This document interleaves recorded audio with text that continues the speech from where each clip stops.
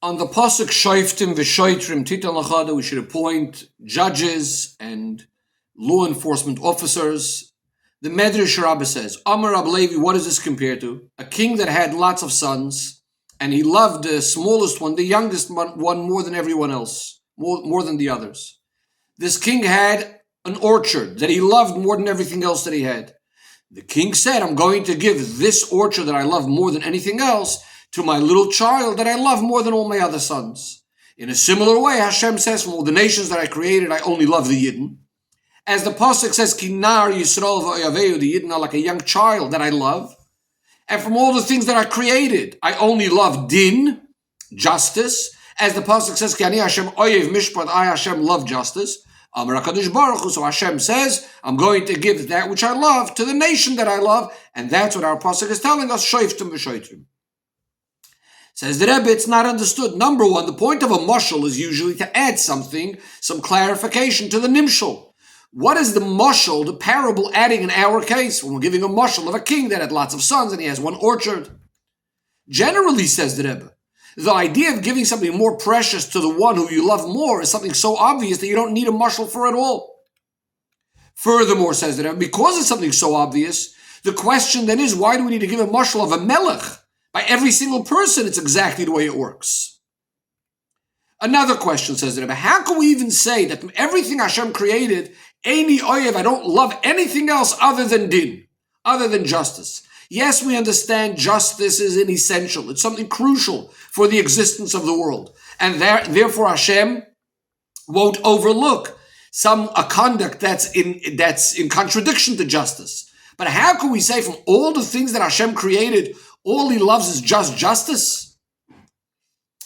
And finally, asks the Rebbe, from the fact that the Medrash gives a mashal of a father of a king that loved his young child more than everyone else, it's understood that this special endearment of the Yidden, Am Shani Yoyev, the fact that he loves the Yidden, for which Hashem is giving them mishpat, giving them justice, is similar to the love of a little child. And this is why in the Nimshal, the pasuk that's brought is about Hashem loving the Yidden, Kinar Yisrael v'Yaver, that the Yidden are like a young, small child. And not from earlier psukim that are actually in Chumash, as opposed to our pasuk, which is a Navi. We have psukim in Chumash, Me'avas Hashem eschem, Hashem loves you, Ki ahevcha Hashem l'kecha, that Hashem loves you, and similar psukim. Why is the pasuk brought over here, Kinar Yisrael? Because of this idea of giving mishpat and then giving justice to Yidden, it's somehow specifically connected to this chavivus, to the special love that exists for the Yidden because they are like a little child, as the Medrash says, the mashal of a ben katan, of a young child. So the question is, seemingly the logic would go the other way around. The concept of mishpat, of justice, of shoftim v'shoitrim titan l'chav, appointing judges and officers, would be more connected with someone being much greater in older, greater, more mature, specifically in the area of intellect. As the Rambam says when he speaks about Sanhedrin, you're only appointing the Sanhedrin people that are chachamim, that are wise, that are understanding, that are very great in the chacham of Torah, that have tremendous das, tremendous knowledge and understanding. As the pasuk says when we're learning about how a Sanhedrin is supposed to be, the pasuk says about the skenim that Moshe Rabbeinu was supposed to gather, and it says v'yisyatzu shamimach, they will stand there with you, from which we learn that they're supposed to be similar to Moshe in wisdom. Says the Rebbe, the explanation of all of this is, on the surface level, it would seem that the connection of mishpat, specifically justice to Yidden, is not the same in the same measure, in the same way, as the connection of other matters of Torah and mitzvahs to Yidden specifically. Because even though it's true that Magid Dvorav LiYaakov Chukov Mishpatov LiYisrael, that Hashem gives His words to Yaakov and His judgments, dinin too, specifically to Yidden, nevertheless, Goyim were also commanded about justice and to having a court system. It's one of the Sheva mitzvahs that Bnei Noach were commanded. And the only reason the pasuk says, in the above-mentioned pasuk, Magid Dvorav LiYaakov, it says, Mishpatim Bal Yudom, that Hashem did not notify them, the Mishpatim. The Medrash says this is referring to Dikdukei Adin. The little intricate matters of justice was not given over to Goyim. But generally the concept of justice is by Goyim as well.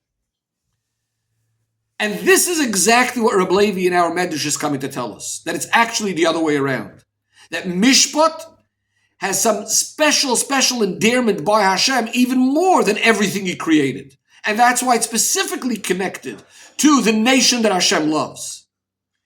And therefore, there's a stronger connection between Mishpat and Yidden, even more than other matters of Torah and mitzvahs. The question, of course, is, how can we understand this? What's the explanation?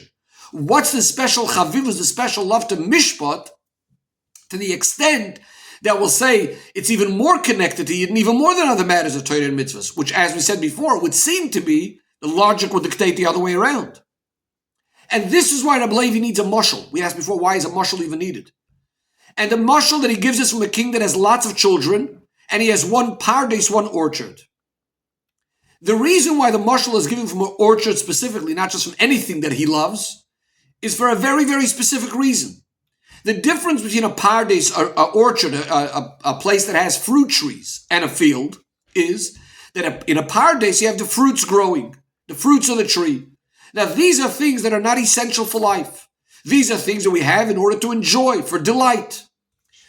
In contrast to a field, which what's mainly growing there is things like grain, from which we're going to have bread, which are things that are much more essential for life, for existence. Reb Levi, by using this mashal, is coming to clarify that we're not actually speaking about mishpat in the regular sense. General mishpat, general justice, of course, is something that's a necessity for the existence of the world. Here we're speaking about a specific aspect, a specific category within mishpat, which is actually more similar to the idea of a pardes, of an orchard, of pleasure, of delight. And this is also why the pasuk that the Medrash brings about Hashem loving justice is Ani Hashem oyev mishpat, because something that causes delight and pleasure is going to be connected with love, with endearment, etc. And in fact, this kind of mishpat, which we still need to explain what that is given over specifically to Yidden, and is specifically connected to the idea of Yidden's love, that Hashem loves the Yidden, is specifically like that love to a little child. And that's why the pasuk of Nar Yisrael v'Oyavehu, as we will soon explain.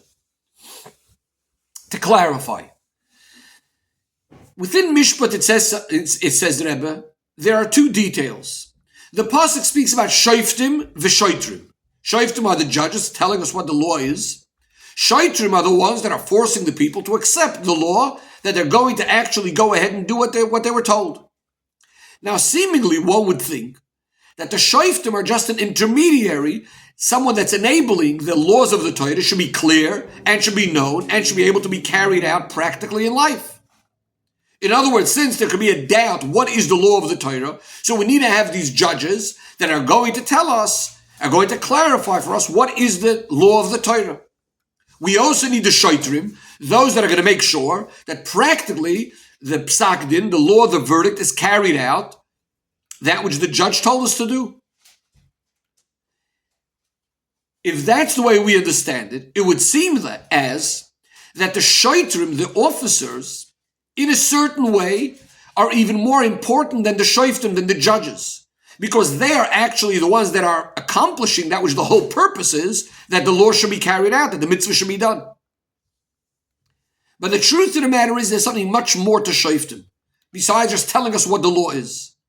The way Torah explains what Shoftim is, it's not only to notify us the clear rule, the instruction, the laws of the Torah, but there is also another task, another content in and of itself of the Shofet, besides just telling us what the bottom line law is.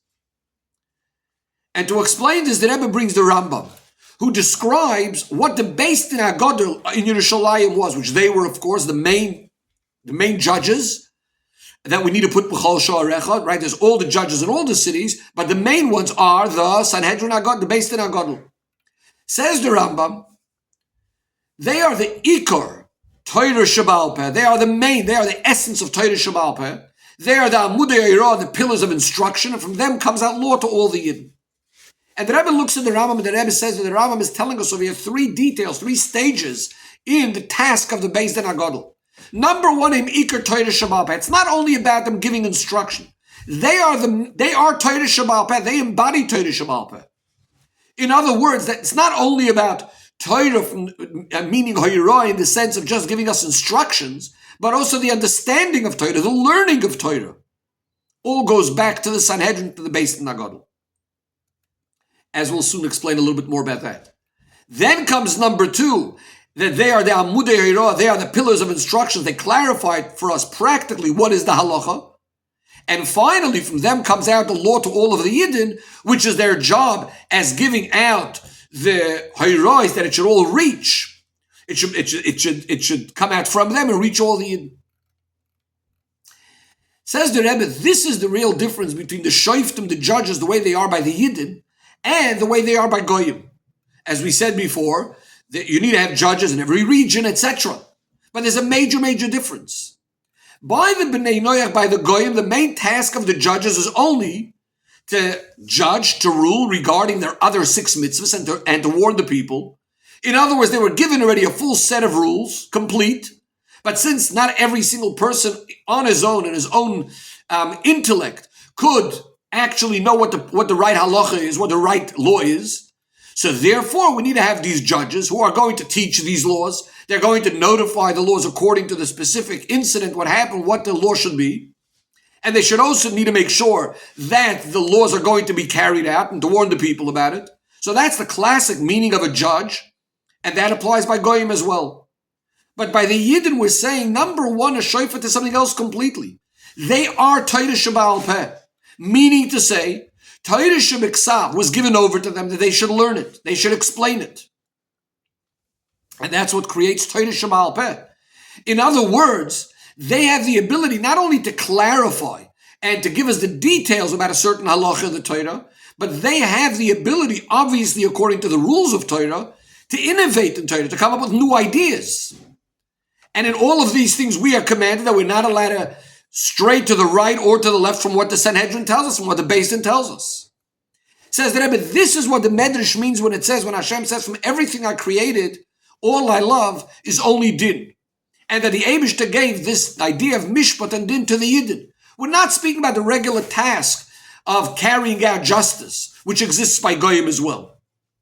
But rather about this unique idea of mishpat, meaning the intellect of Torah Sheba'al Peh. This idea of mishpat is not only about knowing practically what you need to do, which means, in other words, how Torah relates to the world, what the world needs to do. Here we're speaking about the intellect of Torah that's higher than the world, higher than everything else Hashem created. And therefore, the expression is, Hashem says, I love this more than everything else that I created. This was given over specifically to Yidden. Says the Rebbe, now we can also understand why the mashal that we give is from a little child. We say that the Yidden are precious to Hashem, Nar Yisrael, like a little child. Says the Rebbe, and we asked before that seemingly you need an adult, you need maturity to paskin a din. So the Rebbe says, of course, if we're speaking about just clarifying the halacha of Torah, of course what's mainly important is the maturity and the development of one's intellect, etc. But the fact that we say that Hashem is, so to speak, giving over the ownership of Torah, so to speak, to the Yidden and to the judges of the Yidden, in a way that they become the main aspect of Torah Sheba'al Peh, they are the Torah Sheba'al Peh, is not coming because of their quality and intellect and in wisdom. It's coming from the fact that Yidden and Hashem are all one. Yidden are, so to speak, one with the giver of the Torah, with Hashem. And therefore the mashal for this is specifically the love to a little child. The love that a father has to a little child is not connected to the special qualities of the child, definitely not the revealed qualities, because he's still a little child, but rather because their essence is one, the father and the child. And bringing this back in the nimshal to the Yidden, there is the idea, of course, that Hashem loves the Yidden because of the greatness of the Yidden. There are special qualities. They're Am Chacham V'Novin, and a very wise, a very understanding nation.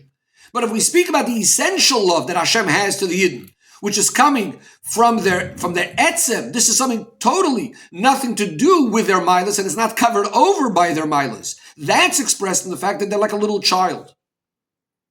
In Avodah, says the Rebbe, this is specifically revealed by the Yidden when they consider themselves like a little child. In other words, when they consider themselves small, nullifying themselves, making themselves small, and it's because of this that the Yidden become, so to speak, owners over the Torah.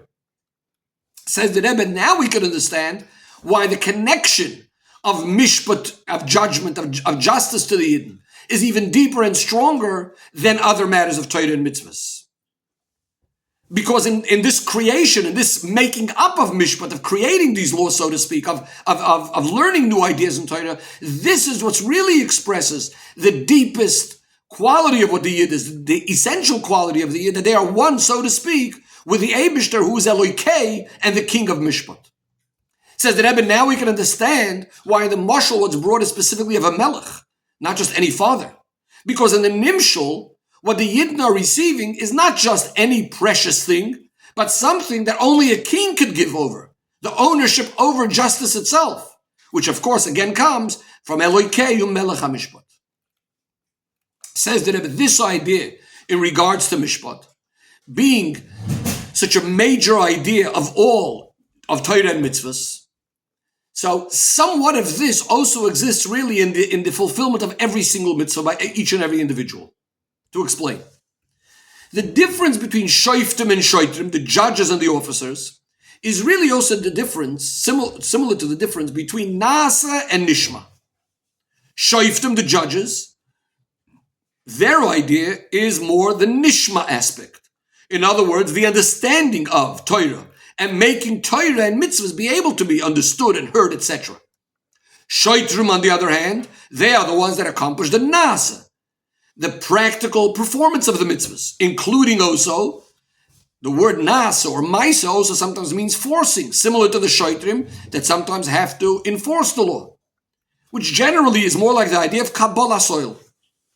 So shoiftim, again, more related to the intellect, the understanding of Torah, and which is nishma, and the shoitrim more connected to the idea of nasa, more the idea of Kabbalah soil.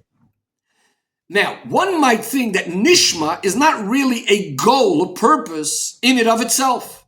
It is only sort of just enabling us and sometimes a preparation for a mitzvah that's going to allow us, enable us to do the mitzvah. So we learn Torah, we learn the halacha in order to be able to perform the mitzvah. Here comes this medrash and tells us that no, Hashem is commanding that there's something unique in this idea of mishpatim, of shoftim, as an avodah for itself, this avodah of nishma for itself.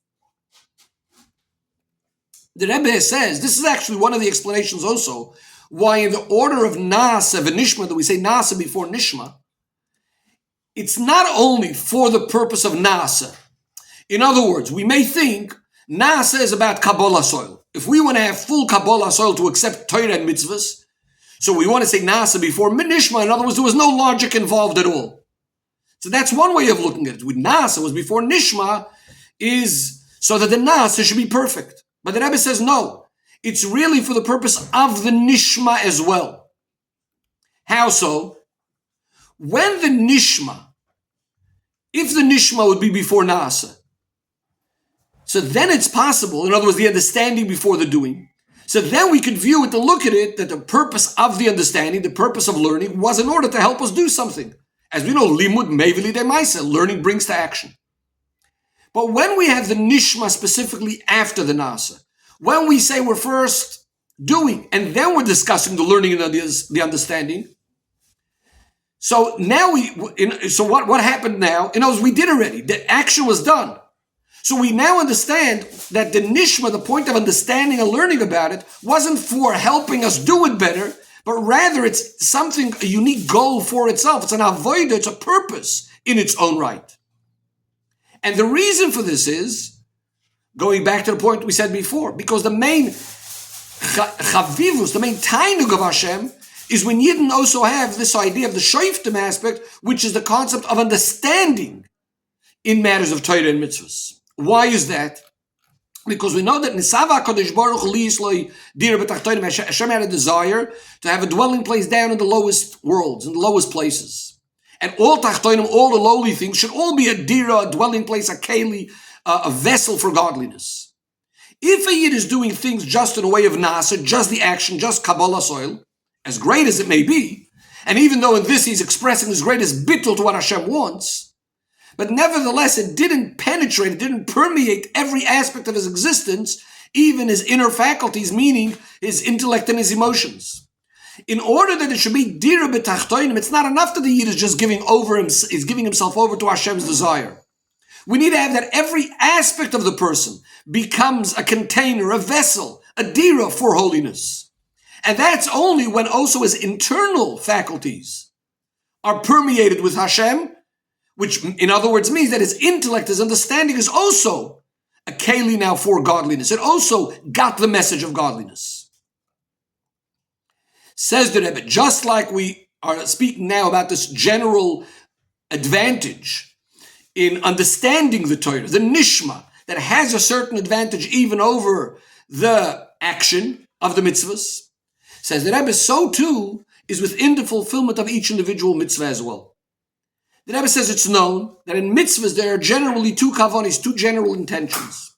There's one general intention which is the same in all mitzvahs. We have the part of the bracha that we make for a mitzvah. Part of that bracha is the same for all mitzvahs. Asher kedishanu b'mitzvahs v'tzivanu. We're speaking about the fact that Hashem sanctified us and commanded us. He gave us a mitzvah. So the general kavan in all mitzvahs is that we are fulfilling Hashem's desire, Hashem's will, which is the Kabbalah soil of mitzvahs. Then each mitzvah also has its individual intention that is connected with the details of the mitzvah, the special things that this mitzvah achieves. For example, in Lohaniach Tfilin, putting on Tfilin. And the Rebbe says, this is true because the mitzvahs are compared to the parts of our body. We know that our mach mitzvahs aseh correspond to the 248 organs. The shasa mitzvahs loisa aseh correspond to 365 sinews. And therefore, every mitzvah also has its specific idea of what it's achieving, refining the person, refining a specific aspect of the person. Now, this is already more connected to understanding, logic. We're already saying, each mitzvah is achieving something. Says the Rebbe, the difference between these two general kavanos is really connected to two general ideas of mitzvahs. Number one, there's the idea of the rotzin, Hashem's rotzin in the mitzvah, Hashem's desire that we do the mitzvah. Now, in rotzin, in will, there is no room really for division, meaning to say, as far as the will is concerned, he wants everything. There's no difference the way he wants one thing or the way he wants something else. As far as the rotzon of Hashem, all mitzvahs are equal. But then there's what we call the tainug, the oinig, the delight of Hashem, which the delight is really the pnimis, it's really the inner part of the rotzon. And the oinig, the delight that Hashem has, this is different in every single mitzvah. The Rebbe gives the example, looking again at the human being, that here again we have rotzain, a person experiences rotzain, the will, and oinig and delight. In rotzain there is again no division, which means to say that the strong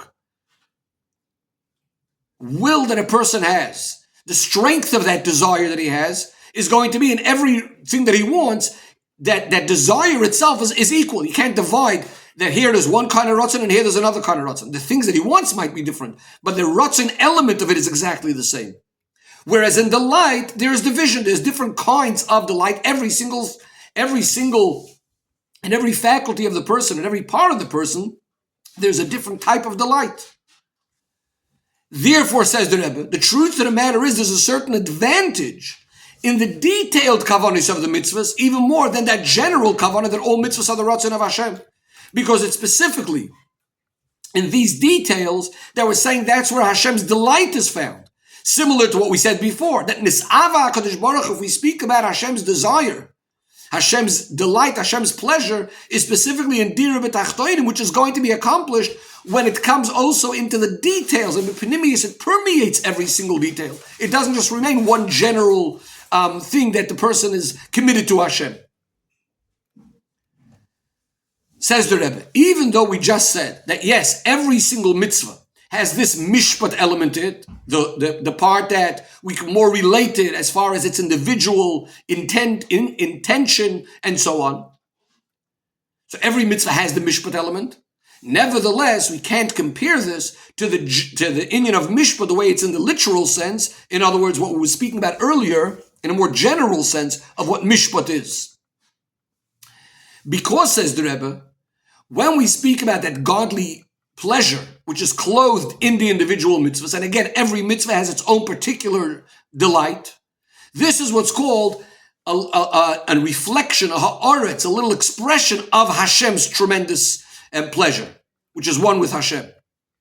Hashem, of course, is pashut b'tachlis hapshitos. Hashem doesn't have any division, chas v'shalom. Hashem doesn't have any parts, chas v'shalom. There's none of that. Hashem is the source of all pleasures.